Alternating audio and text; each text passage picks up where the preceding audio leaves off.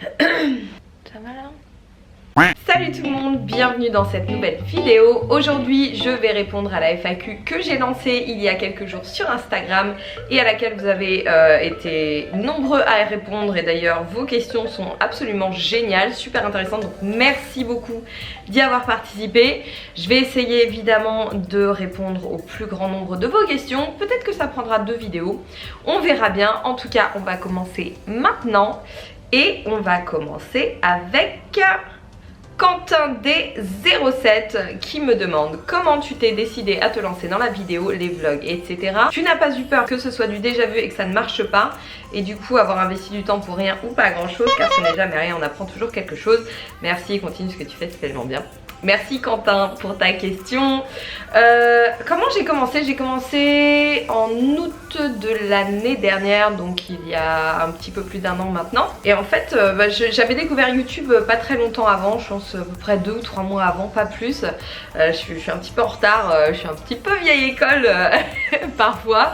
Et j'avais complètement par hasard découvert une nana notamment qui s'appelle Amanda Bucci qui vloguait, enfin qui vlogue toujours d'ailleurs, et je trouvais ça vachement sympa, justement ce partage d'expérience qui en plus se développe maintenant énormément sur YouTube, et qui est à mon avis, enfin maintenant YouTube est quand même en train de devenir le média principal d'information, et je trouve ça absolument génial. Et donc à cette époque là ça m'avait vachement inspiré. Je me suis dit bon, moi j'ai un petit peu de connaissances, un petit peu de compétences, je vais les partager, je vais partager mon quotidien, et puis on va voir ce que ça donne. Voilà un petit peu le postulat de base. J'avais quelques notions de montage, bon, très basiques. D'ailleurs à ce propos je cherche à développer un peu mes compétences en montage pour vraiment faire des trucs sympas sur les vlogs. Va falloir que je m'y penche un petit peu, mais c'est hyper compliqué, la vache, il faut du temps en plus. Bref, ça c'est une autre histoire. En tout cas, si vous avez des pistes ou si vous connaissez des personnes qui pourraient m'aider à ce niveau là, je suis preneuse. Donc ouais, je savais déjà un petit peu la charge de travail qui m'attendait, puisque j'avais commencé à monter mes vidéos d'entraînement que vous retrouvez dans mes programmes d'entraînement sur mon site. Et voilà comment ça a commencé. Les réactions ont été favorables dès le départ, donc ça m'a énormément motivée à continuer, et c'est ce qui me motive bien sûr à toujours continuer plus d'1 an plus tard. Et voilà, non, je me suis pas posé de questions en fait, mais parce que voilà, l'évolution est assez lente hein, sur YouTube, ça prend du temps. Je me dis petit à petit ça prend forme, la communauté s'agrandit, et c'est surtout une communauté de personnes, vous qui me suivez, qui est absolument géniale. Donc voilà, c'est pour ça que je suis ravie d'avoir démarré cette expérience, même si ça demande une charge de travail colossale. C'est absolument sans regret que je le fais, et les retours que vous me donnez en valent vraiment la peine. Donc voilà, on croise les doigts pour que ça continue encore longtemps et encore mieux. Alors on va continuer avec Suki20. Alors les questions sont très variées, donc on va vraiment passer d'un sujet à un autre. J'ai pas du tout trié, donc là je lis vraiment au fur et à mesure. J'ai Suki2107 qui me dit: pourrais-tu nous dire comment gérer les grosses périodes de rush, stress, sans trop retomber dans la junk food et l'arrêt de sport? Alors ça c'est une super bonne question, et l'élément de base à mon avis c'est l'organisation. Il faut être ultra organisé dans ces périodes de rush et de stress, justement pour pas se retrouver complètement submergé et complètement noyé en fait, et du coup compulsé en mangeant de la merde et lâcher complètement une bonne hygiène de vie, ce qui est très fréquent, ce qui nous arrive beaucoup à nous petits humains. Donc l'organisation c'est hyper important. Moi je m'écris, je me fais des trames hein. Vous l'avez peut-être vu des fois dans mes vlogs, j'ai des fiches placardées dans ma cuisine où j'ai mes petits rappels en fait de tout ce que je dois faire. Déjà ça me permet de me dégager la tête, c'est marqué, j'ai plus besoin d'y penser, de me dire ah, faut pas que j'oublie ça, faut que je fasse ça, c'est bon. Et surtout démarrer tôt le matin. Alors je sais pas pour vous, mais moi mon cerveau, à partir du moment où je suis réveillée et que je me mets en mouvement, mon cerveau est quand même beaucoup plus efficace le matin. Et donc c'est le moment de mettre à profit ces capacités là, et d'optimiser son temps aussi. C'est pour ça d'ailleurs que je m'entraîne au saut du lit, enfin en tout cas que je fais mon cardio au saut du lit, parce que j'en profite en même temps pour mettre à plat un petit peu toute ma journée, répondre à des commentaires, répondre à des mails, enfin je fais un petit peu tout ce que je peux faire en faisant du cardio. Et déjà le cardio passe très très vite comme ça. j'ai pas besoin de le faire plus tard dans ma journée, ça me réveille pour le reste de ma journée et puis ça me permet d'accomplir pas mal de tâches qui me prendraient du temps à un autre moment de la journée que j'aurais pas forcément le temps de faire et qui resterait dans un coin de ma tête en plus. Donc ça c'est une bonne stratégie, mais bon après on peut pas forcément aller à la salle spécialement à 6 h du matin, mais ce que je peux vous conseiller de toute façon c'est de vous lever tôt. Il y a un super bouquin qui s'appelle The Miracle Morning qui est excellent, qui est en version française maintenant, qui donne plein de pistes justement pour mieux s'organiser et optimiser sa journée, et je trouve que c'est des choses à appliquer notamment en période de rush et de stress qui sont vraiment très intéressantes. Mais voilà, l'élément de base c'est l'organisation, vraiment bien organiser sa journée. Et pareil pour l'alimentation, préparer au maximum des choses, des matières premières en fait que vous stockez dans votre frigo, et après vous avez juste à tout assembler dans un Tupperware pour vous faire une bonne salade ou alors vous faire un bon Buddha bowl. C'est pas très compliqué, faites tout cuire en même temps pendant 1 ou 2 heures le week-end et ensuite vous gardez ça au frigo. Vous pouvez congeler des choses, ça c'est des petites choses comme ça qui permettront en plus de manger ce qu'on aime plutôt que d'aller attraper un truc merdique parce que vous avez que 5 minutes de pause au boulot. Et bien si vous avez votre Tupperware, vous pouvez manger en même temps. Voilà, c'est encore une fois de l'organisation, de l'anticipation, très très important, et qui vont permettre de beaucoup mieux gérer le stress, le rush, et de pas se sentir complètement débordé, puisqu'après c'est un cercle vicieux. En général on lâche complètement l'affaire et c'est là qu'on commence à manger de la merde, qui vont pas forcément nous faire nous sentir bien, qui vont en général entretenir cette envie de manger encore plus de cochonneries. Ensuite on se dit ouais bah, de toute façon pour l'instant là je suis dans une phase merdique donc je fais pas de sport. Non, il faut rester organisé, il faut garder le cap et il faut garder le contrôle de la situation. Donc une bonne organisation c'est la base. Et je vous mets évidemment le titre de ce petit bouquin The Miracle Morning que je recommande à tous et à toutes de lire parce qu'il est vraiment sympa, et puis franchement c'est pas chiant, c'est un petit bouquin. Et puis les livres c'est bien de toute façon. On va continuer avec Enfile Igran qui me dit trop belle, oh c'est trop mignon, merci. Sinon ma question, toi qui es dans le milieu du fitness, penses-tu que ça devient un secteur bouché ou qu'il y a encore des opportunités et que ça n'est pas prêt de s'arrêter? Alors il y a deux choses, effectivement on a l'impression que le secteur est bouché parce qu'il y a une vague de nouveaux coachs là qui ont déferlé complètement sur le marché. Déjà parce qu'au départ les centres de formation ont quand même énormément abaissé leur niveau puisque le brevet d'état s'est transformé en brevet professionnel et que le contenu a été sacrément coupé, justement pour le rendre plus accessible, parce que moi à l'époque où je l'ai passé, c'était il y a très longtemps, c'était il y a 13 ans. C'était extrêmement difficile d'intégrer la formation et d'obtenir le diplôme, ce qui est beaucoup moins le cas maintenant. Donc effectivement on se retrouve avec des personnes qui sont un peu arrivées là par hasard, qui obtiennent leur diplôme d'une manière, sans des efforts extrêmement conséquents, et qui arrivent sur le marché en se disant ouais je vais me faire un max de thunes en faisant du coaching et puis en devenant super famous, ouais j'ai dit famous, désolée, super populaire sur les réseaux, et je vais faire plein de partenariats et à moi les gonzesses et les bagnoles. J'exagère un peu mais malheureusement pas tant que ça. Donc voilà, il y a beaucoup de personnes qui ne sont pas arrivées là pour les bonnes raisons, qui n'ont pas compris qu'il fallait continuer à se former. Vraiment le BP, c'est un peu comme le permis de conduire quand vous l'avez, hein. Vous avez le A au cul et après il faut pratiquer. Voilà, c'est la même chose.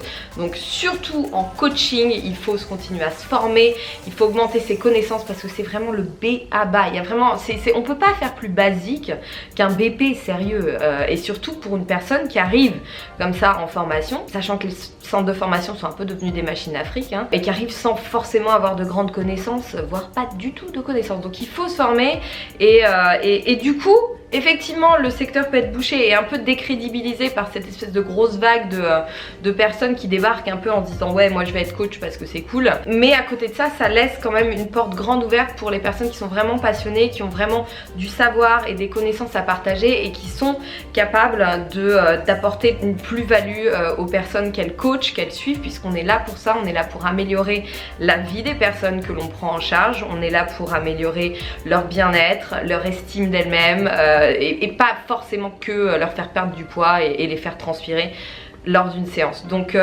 pour moi effectivement ça peut avoir l'air saturé, je pense que ça va l'être de plus en plus, mais c'est pas vraiment une mauvaise chose non plus, puisque puisque ça va permettre aussi aux personnes qui ont vraiment des choses sérieuses à apporter d'être d'autant plus crédibles face à cette masse d'un peu merdouille commerciale un peu putaclic qu'on retrouve assez souvent. Donc ouais, c'est un peu dur de faire le tri, mais c'est peut-être un mal pour un bien.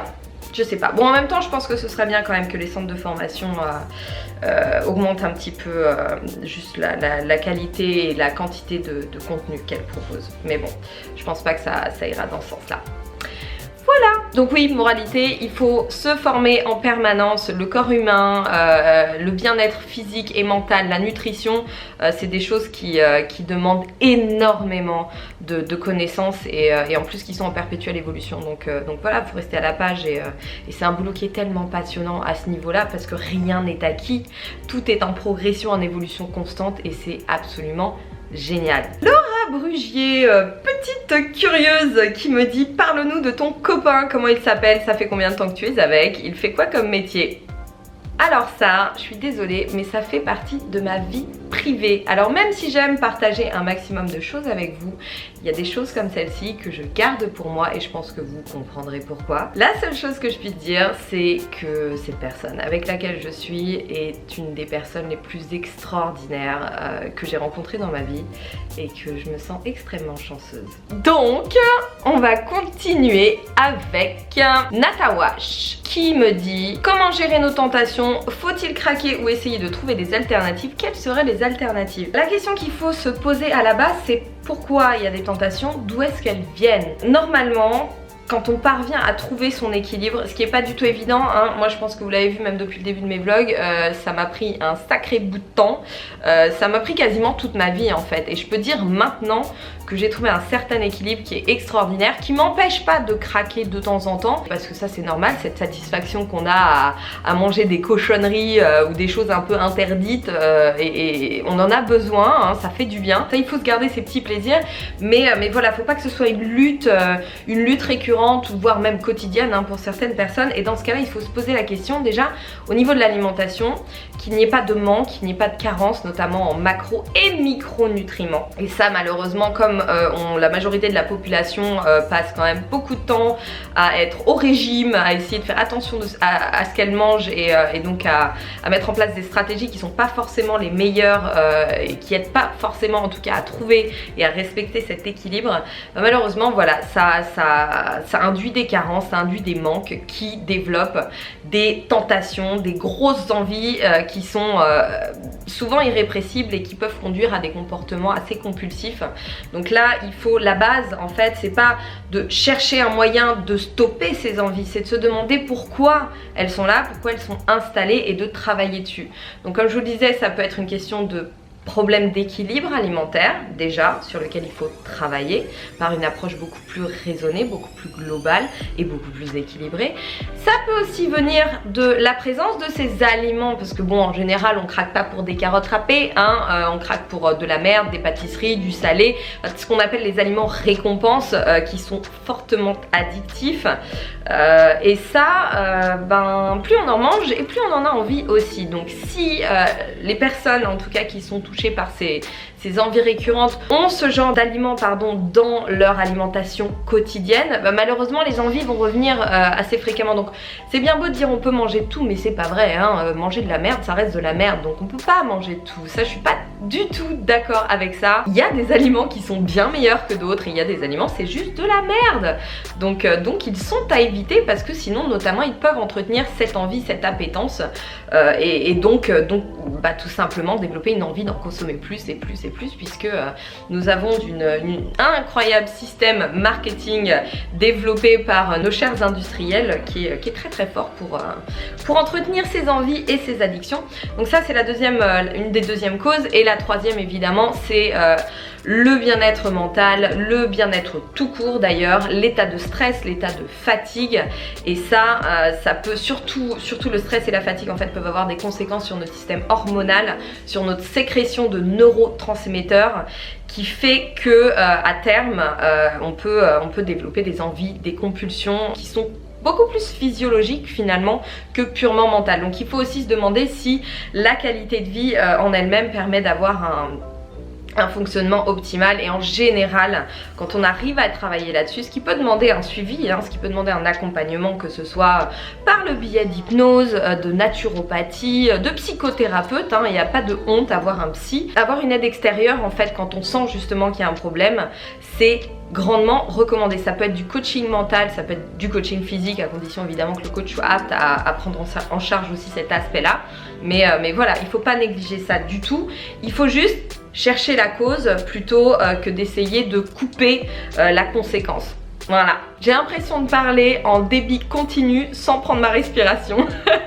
Oh là là, alors comment je vais dire ce pseudo? Vous avez des pseudos les mecs, c'est séance d'orthophoniste avec vous. Kajino, un truc comme ça, 95, qui me dit: comment t'arrives à gérer réseaux sociaux, vie pro, privé et training dans ta vie? Chapeau franchement, et pourquoi pas ouvrir ton propre truc à toi en mixant ton savoir-faire, nutrition, training, etc. Ah bah ça, je le développe en fait, notamment par le biais de mon site et des programmes et e-books que je propose. Ça demande du temps, mais effectivement je veux pas créer un concept parce qu'il y a rien de figé, mais c'est vrai que j'essaye de développer effectivement une approche la plus holistique possible qui regroupe l'entraînement, la nutrition, le bien-être et de proposer des outils en fait qui peuvent aider, en tout cas apporter une plus-value à la vie des personnes qui en ont besoin. Mais pour revenir à ta question, comment t'arrives à gérer réseaux sociaux, vie pro, privé, training dans ta semaine? Alors ça a été un peu chaotique l'année dernière parce que vous l'avez vu notamment dans mes vlogs, sinon je vous mets des petits liens par ici, où j'ai été pas mal en burn-out l'année dernière et j'étais une vraie no life concrètement. Après j'étais en phase de préparation en fait, de lancement de tout le contenu de mon site notamment, plus la prépa compète, donc c'était une phase un peu particulière l'année dernière, mais c'est vrai que du coup j'y ai sacrifié ma vie sociale grandement. Pour de bonnes choses, parce que sinon je pense que mon site n'en serait pas où il en est maintenant, ma chaîne YouTube ne serait pas où elle en est maintenant, mais à côté de ça, c'est vrai que heureusement que ça n'a été que temporaire parce que c'est pas une vie clairement. Donc maintenant j'arrive à de plus en plus trouver l'équilibre entre vie sociale, familiale, sentimentale évidemment et travail. C'est pas toujours évident, j'ai toujours ce réflexe de merde de toujours être sur mon téléphone à checker et dès que j'ai un petit peu de temps j'essaie de répondre aux commentaires, etc. Mais c'est un petit peu mieux qu'avant, ça demande encore une fois énormément d'organisation et surtout de garder à l'esprit que les vraies choses de la vie, il faut pas les sacrifier. Donc même pour toutes les personnes qui développent quelque chose via internet et les réseaux, il faut avoir des moments pour soi où on coupe complètement. Moi souvent je me mets en mode avion en fait quand je veux être sûre de profiter du moment que je passe avec mes proches notamment, à qui je consacre beaucoup plus de temps qu'avant, et ça va continuer à évoluer. Je me mets en mode avion tout simplement, j'oublie mon téléphone mais voilà, ça a pris un petit peu de temps et j'avoue il y a eu des moments où j'ai été franchement une grosse no life. J'ai Crazy About Life qui me demande: maintenant que tu manges végétal depuis plusieurs semaines, que penses-tu de la progression que tu as eue niveau perf, aspect physique? Te vois-tu faire marche arrière sur cet aspect? En tout cas, continue comme ça, tu es de loin la meilleure sur YouTube et Instagram. Mais vous êtes des amours, c'est un truc de dingue. J'aurais jamais imaginé recevoir autant de bonnes vibes de votre part. Franchement, c'est extraordinaire. C'est extraordinaire. Alors, progression niveau perf, plus à l'aise en cardio, beaucoup plus à l'aise. Je me sens moins lourde en général. J'ai plus la pêche, ça c'est clair. Je fatigue un peu plus vite quand je m'entraîne parce que j'apporte beaucoup plus de carbs, donc je fonctionne beaucoup plus sur les carbs qu'avant. Mais bon, ça c'est pas vraiment un problème puisque j'ai juste à en manger en fait. Après ça va beaucoup mieux. Donc ouais, j'ai largement plus la patate. J'ai progressé en deadlift, indéniablement, en sumo deadlift. Après, j'axe pas vraiment sur la force, je fais pas de cycle de force, de choses comme ça. Je travaille un petit peu à l'instinct, mais oui, j'ai définitivement plus la patate et gagné un petit peu en force, même si j'ai pas focalisé mes entraînements spécifiquement dessus. Mon endurance est meilleure et aspect physique, alors bon, j'ai atteint un poids de forme que j'espérais réussir à maintenir depuis très longtemps, qui est donc ce poids de à peu près 54-55 kilos. Ça fait pendant des années, j'ai pas réussi à descendre sous la barre des 55 et même au prix d'énormes efforts de super low carbs. à part évidemment à la fin de ma prépa compète, mais donc ça c'est extraordinaire parce que concrètement je me soucie plus du tout de mon poids. Ma shape me plaît bien, je me sens très bien dans mon corps. Il y a énormément de choses que j'ai encore envie d'améliorer, notamment ma définition musculaire. Après, comme je me fais quand même pas mal plaisir et que comme vous l'avez vu dans mes derniers vlogs, je me refuse pas de tester des burgers vegan ou des cochonneries comme ça quand j'en ai l'occasion. Je suis pas super sèche, hein. De toute façon je suis pas d'un naturel sec à la base, donc ça ce sera jamais le cas, mais voilà, pour l'instant j'ai pas encore cherché à optimiser ma shape, j'ai pas forcément envie, je me sens bien comme ça, mais là justement cette expérience de à peu près 2 mois un petit peu en retrait me permet de travailler un petit peu plus dessus, donc on va voir ce que ça donne, mais je me mets pas la pression, mais en tout cas ouais, juste une facilité à gérer mon poids de forme et ma shape globale bien accrue depuis mon changement alimentaire et beaucoup plus d'énergie et cette espèce de légèreté en fait constante que je ressens qui est juste génialissime. Donc non, je ne ferai pas marche arrière évidemment, et surtout compte tenu en plus des connaissances que j'ai acquises avec le temps, puisque moi quand je m'intéresse à quelque chose, j'étudie le sujet à fond. Il est clair que je ne ferai pas marche arrière. Après je me garde quand même un tout petit pourcentage de produits animaux qui sont notamment réservés à des craquages. Par exemple une fois là, quand j'ai fait mon filming à Amsterdam là récemment, c'est hyper stressant un filming, un vrai filming c'est très stressant. Donc après à l'aéroport j'ai une espèce de redescente comme ça et j'ai eu une envie de sucrer et je suis allée au Starbucks pour me prendre un latte au lait d'amande et là j'ai vu un brownie, le caramel pécan, je sais pas quoi, je me suis pas posé de questions, je l'ai mangé. Donc voilà, c'est pour ça que pour moi manger végétal c'est pas une religion, je vais pas me faire fouetter parce que un jour j'ai mangé du brownie parce que j'en avais carrément vachement envie et qu'il n'y avait pas de brownie vegan sous mes yeux quoi. Mais voilà, sinon globalement il est clair que je n'aurais absolument jamais envie de remanger de produits animaux, notamment de la viande, du poisson, du fromage, des œufs, du lait, non. Et ce qui est marrant c'est qu'en plus la nature est bien faite puisque ça me donne plus du tout envie, même le fromage hein, dont j'étais absolument fan. Donc c'est cool. Ensuite, j'ai demain c'est loin. J'adore. Laure qui me dit: lorsque l'on n'est pas vegan, y a-t-il un intérêt à consommer de la protéine vegan en poudre pour changer de la whey classique ou pas spécialement? Alors oui, et ça, vegan ou pas vegan, en tout cas en mangeant végétal ou non, mon avis reste le même, surtout depuis que je me suis penchée énormément sur l'impact des produits laitiers sur notre corps, qui est juste nul à chier, hein, totalement, enfin qui sont juste nuls à chier. Ouais, pour moi, là, je suis désolée de dire ça, mais la whey c'est un peu de la merde en boîte, surtout que c'est en général de la protéine laitière et bien souvent fromagère, donc c'est vraiment de la daube, donc elle peut être super filtrée, isolate ou même hydrolysée, ça reste une source de merde à la base, donc c'est pas génial. Les protéines laitières et fromagères n'ont pas grand intérêt pour notre corps, ça fragilise énormément la barrière intestinale. Ces protéines sont en plus acidifiantes puisqu'elles apportent du soufre, qui ont des conséquences assez délétères sur notre système musculo-squelettique, sur notre inflammation, donc ça fait quand même pas mal de choses qui font que ouais, sur le papier on peut dire qu'il y a 97% de protéines dans tel whey, mais au final est-ce qu'on l'assimile bien et est-ce que ça a vraiment de bonnes conséquences sur notre corps? J'en suis pas sûre, surtout que beaucoup malheureusement de protéines conventionnelles contiennent des édulcorants, des arômes de synthèse qui sont pas géniaux non plus. Maintenant il y a des mélanges de protéines végétales, dont celui que j'ai découvert chez Bulk, vous m'entendez beaucoup en parler parce que j'en suis absolument fan, qui est déjà d'un très bon, il n'y a pas cette espèce d'arrière-goût dégueulasse qu'on pouvait avoir qu'on peut trouver dans beaucoup de protéines.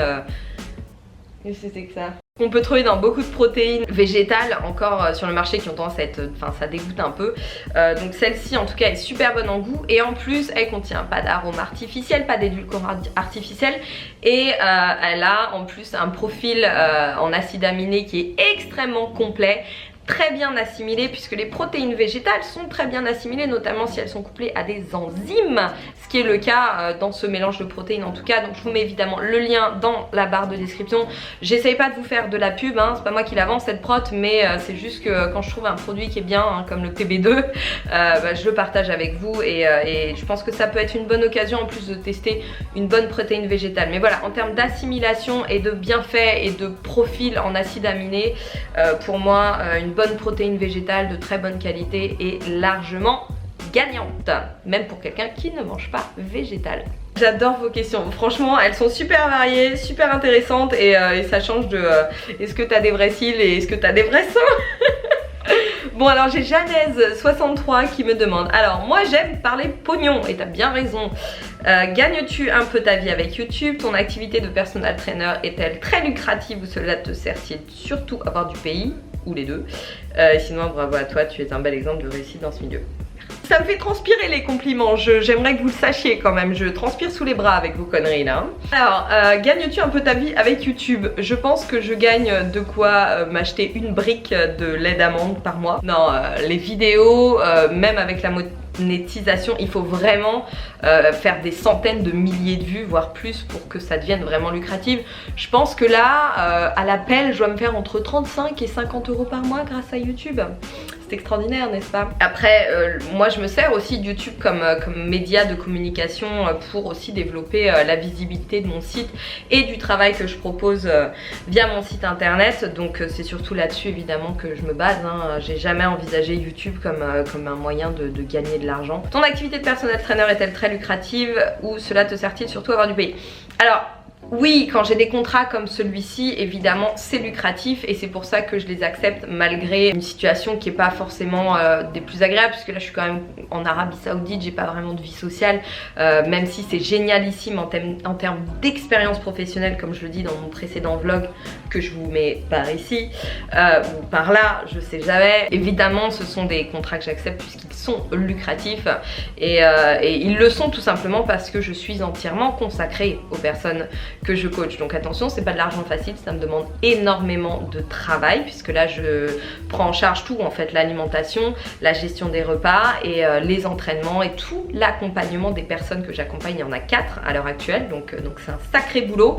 Donc je ne compte pas mon travail, je ne compte pas mes heures, donc effectivement il faut que ce soit un minimum intéressant. J'ai quand même plus de 13 ans d'expérience dans le métier maintenant, je suis entièrement dédiée au développement de mes compétences professionnelles et à ce que je peux apporter aux gens. Donc effectivement c'est pas pour être payé des clopinettes, hein. Je vais être très honnête là-dessus et je vais pas faire la faux cul. Je trouve que quand on se consacre énormément et qu'on consacre énormément de temps, d'énergie et de moyens, hein, parce que j'en ai payé beaucoup des formations pour moi aussi, il faut à un moment donné que ça apporte quelque chose et pas que de la gloire, parce qu'on ne vit pas d'amour et d'eau fraîche malheureusement. Alors j'ai une question en anglais cette fois-ci. Alors en fait c'est un groupe de questions, j'en ai reçu 3 que je traiterai dans une vidéo spécifique puisque c'est vraiment relatif à l'alimentation végétale, mais je vais juste répondre à la première. What are the key benefits that you have felt since turning vegan with regards to your digestive system? Donc, quelles sont en fait les meilleures choses que j'ai ressenties depuis que je me suis mise à manger végétal, notamment en termes de digestion. Ah, c'est intéressant. Alors déjà, il faut savoir que l'un des problèmes majeurs de nos populations, des populations occidentales, est le manque de fibres, ce qui a des conséquences très très mauvaises sur notre santé. Donc effectivement, on mange de plus en plus d'aliments raffinés et de moins en moins de fibres qui sont indispensables au bon fonctionnement de notre système digestif et à la bonne assimilation des nutriments que l'on mange. Donc, manger végétal comme l'alimentation. Alors manger végétal, des aliments les moins transformés possibles, hein, donc des aliments complets, des céréales, des légumineuses, des légumes, des fruits, c'est quelque chose qui va permettre de largement augmenter l'apport en fibres, ce qui peut d'ailleurs créer des petits désagréments au départ puisque le corps devient un petit peu feignasse, hein, quand on mange beaucoup d'aliments raffinés. Passer comme ça à une alimentation très riche en fibres peut avoir des petits effets, notamment sur les ballonnements, et ça peut prendre quelques semaines, le temps que le corps se réhabitue tout simplement, ce qui est tout à fait normal. Et c'est là d'ailleurs que des petites choses comme le psyllium dont j'ai parlé il y a quelques vlogs peut être très intéressant. Donc le psyllium, je vous mets un petit lien en barre de description sur lequel vous pouvez le trouver et voir un petit peu comment le consommer. Mais voilà, si vous avez, si vous faites la transition et que vous avez des petits problèmes, ou si vous avez juste des petits problèmes digestifs d'une manière générale, le psyllium c'est magnifique. Donc voilà, ça ne peut être que bénéfique pour le système digestif, ça c'est clair.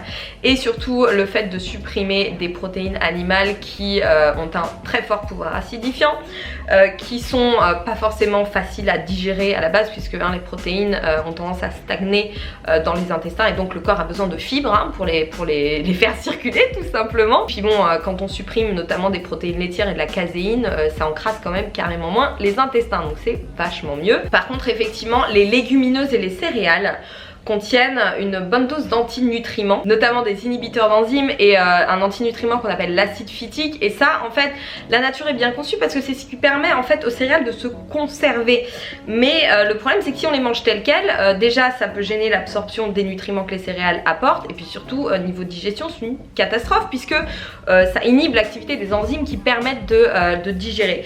Donc c'est pour ça qu'il y a énormément de personnes qui ont d'énormes problèmes digestifs avec les céréales et les légumineuses. Mais pour ça, il y a une super bonne solution qui s'appelle le trempage. Et on oublie, on n'y pense pas, pourtant c'est super simple de faire tremper ces céréales, ces légumineuses. Vous les mettez dans de l'eau la veille et vous les mangez le lendemain. La cuisson sera plus rapide et en fait ça permet notamment de libérer, de réveiller ces enzymes digestives qui vont faire leur boulot au moment de la digestion tout simplement. Et surtout, en fait vous avez un aliment qui est prédigéré, qui est beaucoup plus facilement assimilable, et surtout ça va retirer énormément de cet acide phytique dont on ne veut pas, dont le corps humain n'a pas besoin.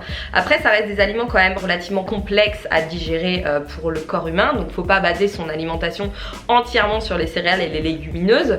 Encore une fois, c'est une question d'équilibre et c'est comme pour tout, de toute façon on en revient au même, si vous mangez tout le temps la même chose, il n'y a pas grand intérêt pour votre organisme. Donc les céréales ont une part dans une alimentation végétale, végétalienne, ou même une alimentation omnivore ou conventionnel, je sais pas trop comment appeler ça, mais il faut toujours équilibrer avec des féculents, les pommes de terre, les patates douces qui n'ont absolument pas ce profil, notamment en termes d'antinutriments, des légumes, des fruits, le tempeh, et surtout des aliments qui contiennent des probiotiques aussi, ça c'est excellent, notamment comme le tempeh, qui vont amener des petites bactéries qui vont venir renforcer, protéger notre barrière intestinale qui est notre deuxième cerveau, donc base de la sécrétion de la majorité de nos neurotransmetteurs et surtout siège de notre système immunitaire. Donc il faut en prendre soin, et pour ça une alimentation végétale c'est juste top.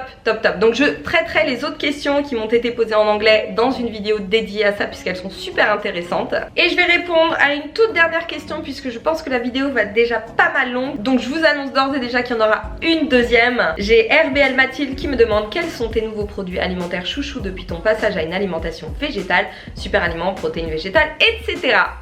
Bon, si vous me suivez un petit peu, notamment au travers de mes stories, vous savez déjà que le mélange végétalien de chez Bulk Powders est devenu un incontournable que j'adore, ce qui n'a jamais été le cas d'ailleurs pour n'importe quelle protéine à la base. Maintenant je me fais vraiment des shakes protéinés avec de la banane et juste de la protéine et des glaçons, et j'adore, ça me cale. Vous savez que je suis une grande mangeuse, donc j'ai souvent faim, et en plus c'est super bon, c'est super satisfaisant. Ça apporte les acides aminés dont j'ai besoin, une bonne dose de protéines. Donc ce mélange végétalien, évidemment j'en suis fan, surtout le parfum chocolat cacahuète. Vous avez ensuite le PB2 ou le PB Fit qui ne sont autres que du peanut butter en poudre. Désolée pour l'interruption, ma batterie m'a encore lâché, j'ai des petits soucis là de batterie avec ma caméra, donc je vais rapidement terminer de répondre à cette question qui était de toute façon la dernière de cette première partie de FAQ, puisque donc je vais répondre en plusieurs fois. Vous m'avez posé des super questions, super intéressantes, donc je veux vraiment en traiter au maximum. Donc mes super aliments, mes aliments chouchous, comme je vous le disais, le PB Fit, le peanut butter en poudre, et on croise les doigts pour que Bulk en sorte un dans les mois qui viennent, j'espère vraiment. Ils y travaillent, donc c'est plutôt une bonne nouvelle, et évidemment je vous tiendrai au courant. J'ai évidemment le tempeh que vous voyez dans pas mal de mes recettes, qui est un super aliment fait à base de haricots, de soja lacto-fermenté, donc c'est super riche en protéines. Il n'y a pas d'antinutriments type phytoœstrogène, donc il n'y a pas du du tout de problème à ce niveau-là. Et c'est bourré de probiotiques, donc c'est très très bon. La patate douce évidemment que je j'outre-consomme, qui est une super source évidemment de glucides à index glycémique modéré, de protéines, de minéraux, et c'est juste trop bon, vous pouvez faire trop de trucs avec. Qu'est-ce qu'il y a d'autre? Les graines de chanvre, c'est trop bon. Et j'en trouve pas ici, je suis dégoûtée.